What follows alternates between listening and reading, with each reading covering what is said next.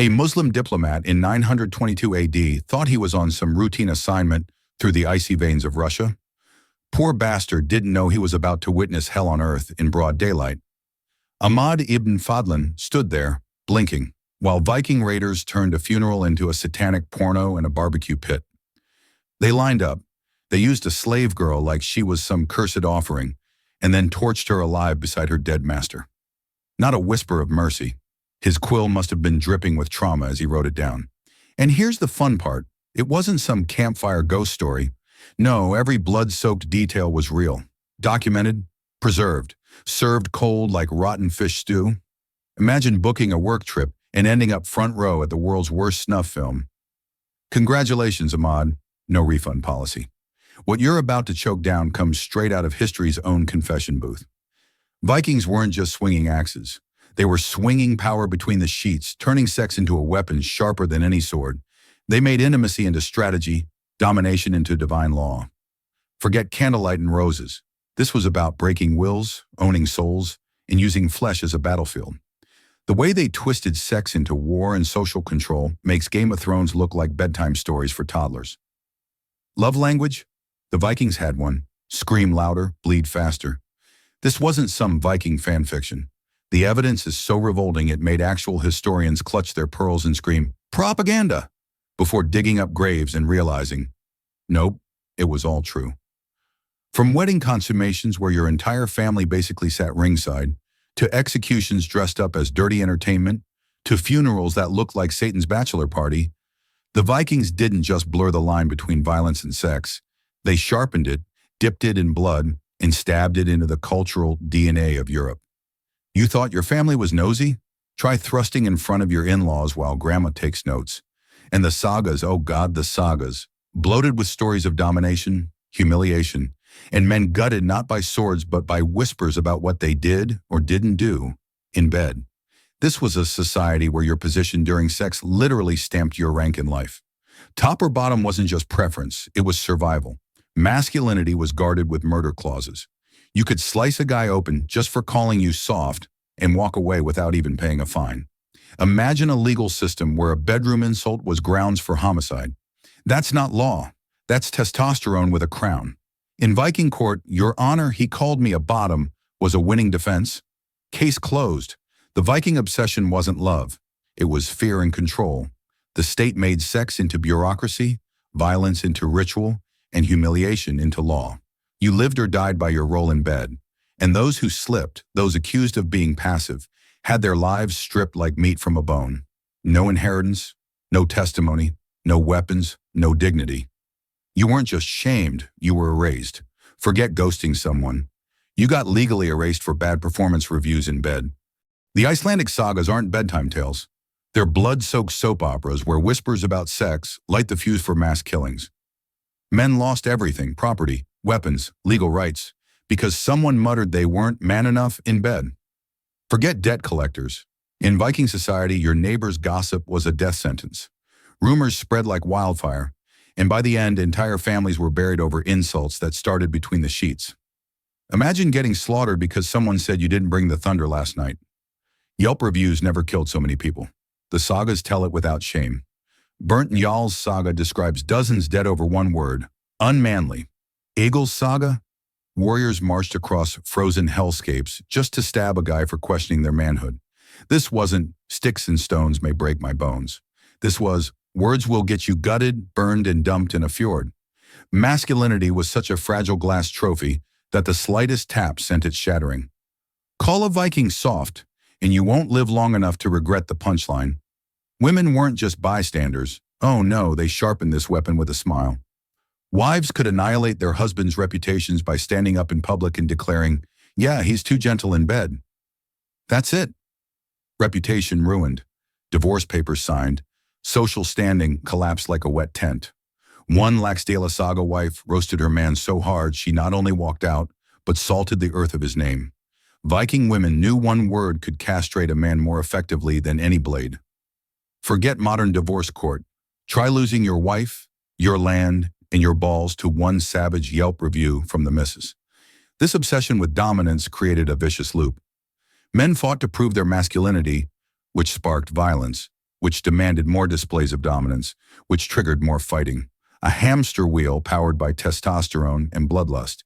And at the heart of it, sexual violence wasn't just cruelty, it was policy. The Vikings institutionalized assault as a tool of control. They turned humiliation into statecraft. Who needs politics when you've got trauma as a foreign policy? Vikings invented weaponized toxic masculinity before hashtags were even cool. The sagas described the klumhog, the shame stroke. Cutting or stabbing an enemy's buttocks wasn't random cruelty. It was symbolic. A blade turned into a mock penis. A mark carved into flesh that screamed, "You are conquered. You are mine. You are less than a man." And the beauty of it, from their twisted perspective, was that you didn't even need to perform the act. Just carve the insult into flesh and walk away, laughing while your enemy carried that scar like a neon sign of disgrace. Why waste dinner in a movie when you can ruin someone's life with one well-placed stab to the ass? And cheap, efficient, devastating. But Vikings weren't satisfied with symbolism. No, they liked to cross every line, then draw new ones to cross again. Captured kings, noble warriors, men with crowns and swords, were publicly raped to strip them of power. This wasn't about lust, it was alchemy. Vikings believed dominance could be stolen, sucked out of one man and poured into another through force. Masculinity was a currency, and rape was the bank transfer. Forget Bitcoin. The Vikings were mining manhood like crypto, one assault at a time. And the aftermath? Pure psychological demolition. A man broken this way couldn't crawl home. His own community spat him out, ashamed to look at him. Some slit their own throats rather than live branded as unmanly. Others roamed as pariahs, living proof of Viking power. Each victim was a walking billboard for humiliation. Nothing says "don't mess with us" like leaving your enemies alive just to be their own punchline forever. The Vikings didn't just dabble in sexual enslavement, they industrialized it. Think less romantic raiders and more human trafficking tycoons. The slave markets in Dublin and York overflowed with captives lined up like livestock, each body tagged for intimate use. The sagas talk about it casually, like grocery shopping. Grab some bread, pick up a sword, and don't forget a few Irish girls for the Earl's personal harem. Earl Seeger literally stockpiled women like Pokemon cards. Collect them all, trade them, never. Forget Tinder. In Viking times, you just raided a village and swiped everyone right, permanently. The law was a sick joke. Free women? They got some protections. But enslaved women? Zero. Nada. Nothing. A Viking man could use a slave whenever he wanted, and if she dared resist, well, killing her was barely more serious than breaking a drinking horn. The legal codes spelled it out like a bad comedy routine. Rape a free woman? Death penalty? Rape a slave? Just pay a fine. Equivalent to damaging property. Imagine equating a human life with a dented wagon wheel. "Sir, you broke the merchandise. Please leave 5 silver coins at the counter." The scale was staggering. Archaeologists dug up bones in Dublin and realized nearly 1/3 of the population were slaves, many captured specifically for sex. That's not just casual cruelty, that's a damn business model. The Vikings built an entire economy on flesh. They sold people like cattle, priced them, shipped them, and recycled their suffering into profit. Human trafficking wasn't a side hustle. It was the backbone of their empire. Forget Wall Street. This was Ball Street, and every stock was flesh and blood. But it wasn't just business, it was strategy. News of Viking sexual horrors spread like wildfire. Communities knew exactly what was coming, and that fear worked better than any axe. Villages surrendered without swinging a sword, terrified of what might happen to their daughters, their wives, their sons. The mere whisper of Viking sexual cruelty conquered more towns than their longships ever did. Rape as a military tactic, an atrocity so effective it kept entire kingdoms in line. Why fight an army when your enemies are already pants shitting themselves at your reputation? Free win, no casualties. And then came the weddings. Oh, the weddings. Forget white dresses and flower petals. Viking nuptials were live sex shows with a full audience. Privacy wasn't just rare, it was illegal. Families had to witness the first night because if no one confirmed penetration, the marriage could be invalidated. The bride's family could demand their dowry back. So yes, you basically had to perform in front of your in-laws or risk a lawsuit. That's not intimacy, that's courtroom porn. Imagine your uncle in the corner with a clipboard. Yep, he's performing. Case dismissed. And if that wasn't enough humiliation, the rituals piled on. Thor's hammer, Mjolnir, placed on the bride's lap as a fertility blessing. Wink, wink. Guests passed it around like some divine dildo. Then came the removal of the bridal crown, basically a public announcement of, time to take her virginity, folks. Priests and family blessed the bed with prayers that were basically dirty talk in holy robes. And outside the door, the whole clan, ears pressed, waiting for sounds of consummation. The next morning, the bloodied sheets got displayed as proof. Sometimes they were kept as legal evidence, framed like a diploma of humiliation. Nothing says romance like your sex life doubling as court documents and family heirlooms. Ahmad ibn Fadlan's eyewitness account wasn't some polite travel diary. No, the poor bastard basically wrote the most cursed anthropology report in human history. His description of Viking funeral rituals was so vile that later historians tried to prove he was lying because humanity needed him to be lying. Spoiler, he wasn't. Archaeology later showed the nightmare was real. When a Viking chieftain died, they didn't just bury him, they threw a multi-day orgy straight from hell, designed to pump sexual energy into the afterlife. Imagine grief turned into a keg party of abuse. Vikings didn't cry at funerals. They moaned, screamed, and lit the corpse on fire for an after-party. The whole thing was wrapped in twisted spirituality. They thought sex wasn't just pleasure, but fuel. Fuel to carry the dead into Valhalla with extra horsepower. Life force transferred through flesh, shoved into the grave as some obscene passport stamp. Ibn Fadlan recorded every detail, probably puking between lines but still scribbling because history had to know. This wasn't mourning. It was spiritualized assault on repeat. Who needs flowers on a coffin when you can send dad off with a gangbang? Thanks, Vikings. The worst part, the selection. The tribe asked the dead chief's slave girls, which one of you will die with him? And one, probably drugged on culture and desperation, volunteered, believing she'd join her master in the halls of the gods. What followed was less ascension and more industrial degradation. She was treated as a holy vessel, passed around like some sacred wine cup, her body stuffed with the life essence of the tribe's men. Each man whispered to her, "Tell your master I did this out of love for him." What love? This was systemic violation disguised as spirituality. Imagine being promised a ticket to heaven and ending up as the community USB stick. Day by day, the ritual escalated. More men, more drinks, more drugs.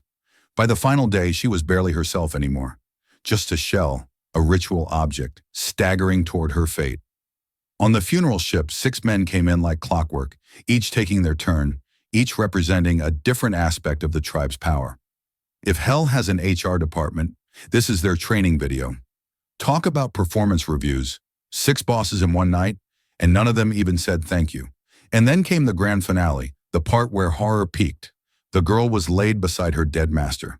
An old crone called the Angel of Death showed up, cord in hand. She strangled the girl while stabbing her at the same time. No mercy, no hesitation, just cold ritual murder. As the flames rose and the ship became a floating pyre, the crowd chanted prayers to transfer the energy. Congratulations, you've just witnessed humanity's sickest group project. Vikings didn't just bury their leaders, they turned funerals into Saw sequels, then called it religion. Archaeologists later found graves that confirmed it. Young women buried with high-status men, often with clear signs of violent death. The Oseberg ship in Norway? 2 women, one showing evidence of ritual killing. It wasn't myth, it was policy. The tribe believed the girl became a goddess, a carrier of their collective power. In reality, she was a disposable offering, burned alive for tradition. Imagine explaining to future historians, yeah, we torched women at funerals. Cultural differences, you know? Viking society was a paradox that would make modern feminists and traditionalists alike choke on their coffee. On one hand, free Viking women strutted around with rights Europe wouldn't cough up for centuries. On the other, enslaved women were treated worse than barnyard animals.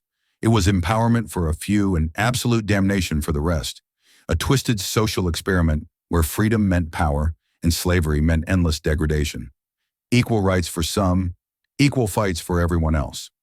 Welcome to the Viking circus. Free women could divorce their husbands like they were returning defective products at a market stall. Didn't like your man's performance in bed? Done. Couldn't swing a sword to defend your honor? Bye. Wore a shirt too feminine? Pack your bags, loser. Halgard in Njal's saga left her husband because his shirt showed too much chest. That's right. Dude flashed a little cleavage and suddenly became divorce fodder. Viking women weren't subtle. They handed out emasculation like party favors. Forget lingerie. Show too much nipple in the wrong tunic and boom, you're single. And they weren't just wives. They were business owners, landowners, and political players. Some women commanded ships, controlled trade routes, and even arranged marriages for their male relatives. Imagine being a Viking warrior, blood on your axe, only to get home and find your aunt running the whole damn clan like a CEO on steroids. These women weren't passive, they were power brokers. Behind every terrifying Viking man was an even scarier Viking woman with the receipts. Consent laws also flipped expectations.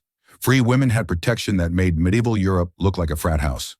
Unwanted kissing, heavy punishment, rape, death or exile, Viking law spelled it out. Consent mattered, but only if you were free. Enslaved women? Different story. They weren't people, they were property. A slave could be passed around like a jug of ale, and if she resisted, the owner could just kill her and shrug it off. Same legal code that protected free women's autonomy carved slaves into nothing but commodities. Imagine living in a society where no means no. Unless you're property, then it means shut up and die. The contrast wasn't an accident, it was design. By giving free women such rights, Vikings emphasized how precious freedom was and how degrading slavery could be. Every free woman's power was measured against an enslaved woman's lack of it. Freedom glittered brighter because slavery was pitch-black misery. It was a constant reminder. You were lucky, but someone else was doomed. Viking feminism came with a side of torture porn. Equal rights sold separately. And Viking women weren't saints either. They played their part in this violent opera. Archaeology shows some even fought as warriors.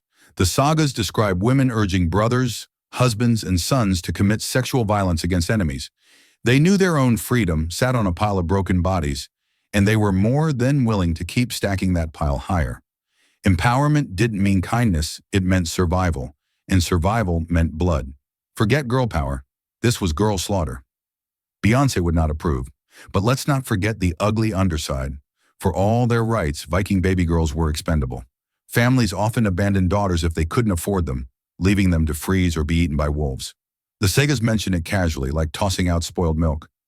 Female power came with a brutal price tag. Fewer of them survived childhood. The system was rigged to give a few women enormous control while condemning the rest to silence, slavery, or death.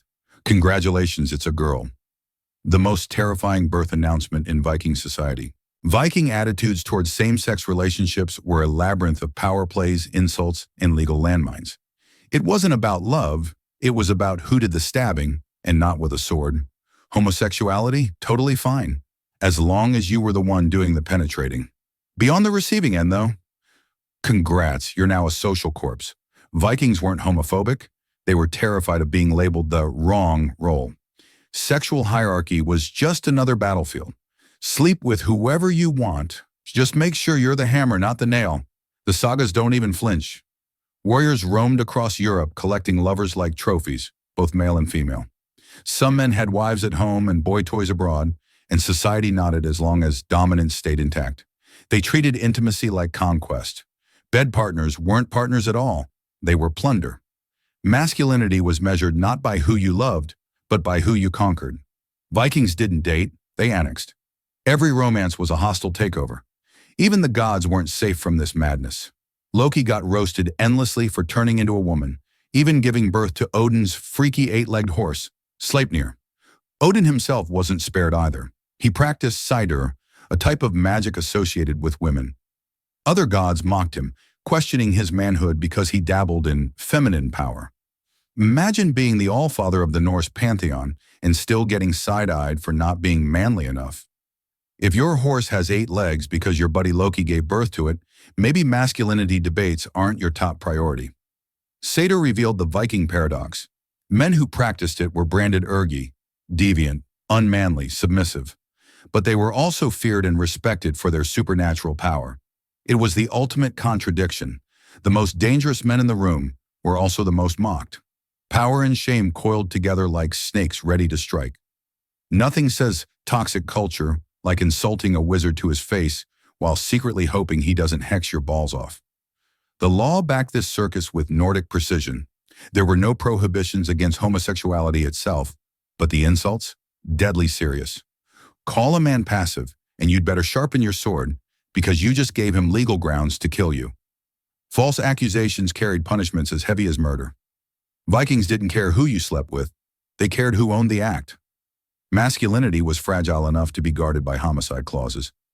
Viking lawyers must have been exhausted. Your Honor, he said I was the little spoon, therefore, I killed him. And it went beyond bedrooms. Clothing choices, careers, even religious practices were infected by this paranoia. Men lived under constant pressure to prove dominance, never too soft, never too feminine, never too passive. Every move was watched, every gesture a potential accusation. It wasn't just sex, it was survival theater, a daily audition to prove you weren't the weak link. Imagine living in a world where wearing the wrong shirt could get you murdered. Oh wait, that was Tuesday for Vikings. The Vikings didn't just punish criminals, they turned justice into live-action torture porn. Sexual violence wasn't a shameful secret. It was public theater, with crowds screaming, betting, and cheering like it was the Super Bowl of sadism. Rapists weren't just executed, they were sexually humiliated before dying. Adulterers, castrated in front of roaring audiences, their screams blending with applause. This wasn't justice, it was entertainment, sadistic spectacle dressed up as law. Forget Judge Judy. Viking court was judge castration. Live with a screaming studio audience. Every punishment was a showpiece. Rape someone, then watch as the crowd lines up to rape you before your execution. Commit adultery, off come the jewels, right there in the town square, with children laughing and old women clapping. Justice wasn't blind, it was bloodthirsty, horny, and sold tickets. The legal system doubled as circus programming, and every sentence came with front row seats.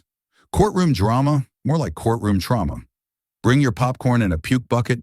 The sagas describe festivals where this wasn't just occasional, it was scheduled. Captured enemies were paraded, forced into degrading acts while the crowd placed bets on how long they'd last before breaking, bleeding, or dying. Sexual torture wasn't punishment anymore. It was sport. Vikings treated humiliation like a drinking game, except the loser always died. Forget gladiator fights. Vikings invented reality TV with higher stakes and way more nudity. Take the saga of the Jomsvikings. It reads like a nightmare tournament. Prisoners subjected to escalating sexual humiliations until they either went insane or dropped dead. Each round worse than the last, like some demonic game show, and the crowd loved it. Vikings didn't just tolerate cruelty, they demanded it, choreographed it, and applauded it. Welcome to Viking Idol. Contestant number 3 will be castrated while singing for his life. And the archaeology backs it up. Execution sites reveal bodies mutilated in grotesque ways, with wounds that scream of ritualized humiliation. This wasn't simple killing, it was performance art, carved into flesh. Vikings used sex as the paintbrush, violence as the canvas, and their victims as the gallery display. Every mutilated body was proof of power, a warning to outsiders, cross us, and your death will be a festival. Imagine your corpse being the opening act at a community barbecue. That's Viking justice. This normalization of sexual violence explains their raids perfectly. How else could they sweep across Europe, torching towns and enslaving people without blinking? Their culture prepped them from birth. Rape and torture weren't sins. They were traditions, rehearsals, entertainment. Every atrocity abroad was just an extension of the theater at home. It wasn't cruelty by accident. It was cruelty by design. Vikings didn't invent terrorism, but they damn well perfected it with a side of keg beer. They wove sex, power, and violence together so tightly you couldn't tell where one ended and the other began. Every raid, every conquest, every festival screamed the same message: domination through humiliation. These weren't random acts of barbarism. They were strategies, cultural scripts rehearsed until even the gods couldn't look away. For Vikings, foreplay was conquest, sex was politics, and aftercare was setting your enemies on fire. The Viking legacy wasn't a campfire myth. It was a system, a damn blueprint of how to weld sex, violence, and power into one unstoppable war machine. These people weren't randomly barbaric. They were methodical. Every atrocity, every humiliation, Every wedding-turned-court case was a gear in the same blood-stained engine. They created a society where sex wasn't private, it was politics. Where violence wasn't punishment, it was entertainment. Where domination wasn't a side effect, it was the law. Vikings didn't Netflix and chill. They pillage and kill. And the chill part was mandatory frostbite. The terrifying part, it worked. These practices shaped medieval Europe like an axe shapes a skull. The sagas, the laws, the rituals, they cemented a hierarchy so rigid it outlived them, echoing in modern concepts of masculinity, dominance, and shame. Vikings weren't just raiding villages. They were raiding the collective subconscious of the West, branding it with scars that still itch today. Ever wonder why dudes still freak out over being called soft? Thank your friendly neighborhood Viking. This wasn't chaos. It was strategy. A culture that made masculinity so fragile, so performative, that men would kill, enslave, or die rather than be labeled weak. A culture where women's rights existed only because someone else's throat was being cut to prove a point. A culture that fed on humiliation, like wolves gnawing on bones, and called it tradition. Vikings turned toxic masculinity into a national export, long before capitalism figured out how to sell it in cologne ads. And the reach? Global. Their longships didn't just carry plunder, they carried ideology. Viking DNA spread, their sagas survived, and their twisted sense of sex's power infected the lands they touched. From the fjords of Scandinavia to the shores of Ireland, their cultural fingerprints stuck, a greasy residue of dominance and humiliation. They didn't just leave descendants, they left trauma babies. Generational PTSD as carry-on luggage. The sagas don't end in redemption arcs. No lessons, no apologies. Just brutality carved into memory. Public rape, ritual sacrifice, humiliation as law, all polished into stories told with pride. That's the sickest part. They celebrated it. They laughed, they drank, they cheered, and they passed these tales down like bedtime stories. Trauma wasn't hidden, it was heritage. Imagine tucking your kid in with a story that ends, and then Uncle Sigurd stabbed the king in the ass. Sleep tight. Even now, historians squirm trying to explain it away, hoping it was propaganda or exaggeration.